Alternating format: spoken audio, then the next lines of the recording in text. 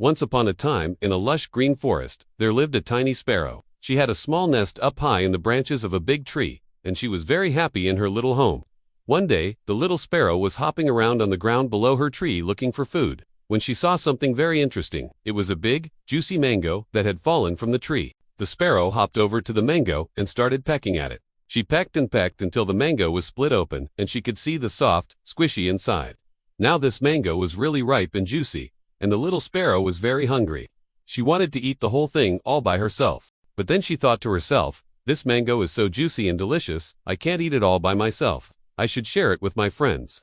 So she started pecking the mango into smaller pieces, and hopped around the forest, looking for her friends to share it with.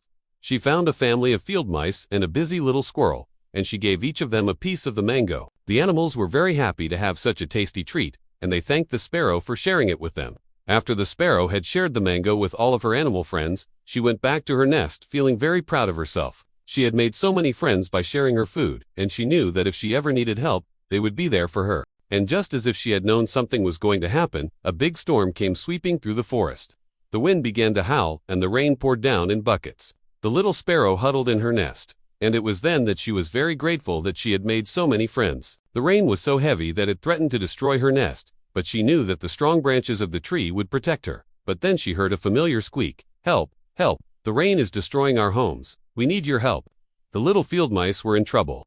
Their burrows had flooded and they were too small to build a new home in such bad weather. The sparrow knew that she had to do something to help her friends, so she flew down from her branch and landed on the ground. She hopped around in the mud and rain, looking for some tall grass that she could use to build a new home for the field mice. She found some nice dry grass and brought it back to the field mice. They were so grateful for the sparrow's help, and they thanked her over and over again.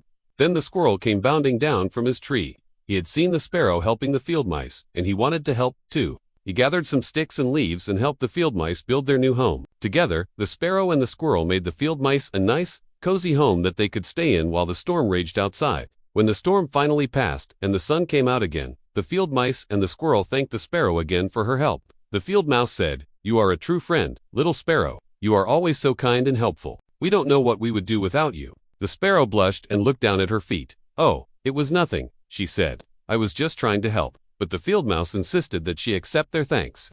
"We are so grateful to you," they squeaked. "We want to give you something special as a thank you." The field mice presented the sparrow with a beautiful shiny pebble that they had found in the river. "We found this pebble when we were building our homes," said one of the field mice. "We think it's very pretty.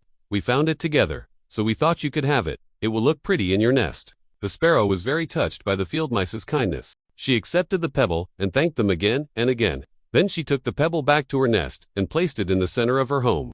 It glittered in the sunlight, and the sparrow knew that it would always remind her of her wonderful friends. From that day on, the little sparrow was known throughout the forest for her kindness and generosity. She had learned that sharing brings protection and friendship, and she never forgot the valuable lesson. The end.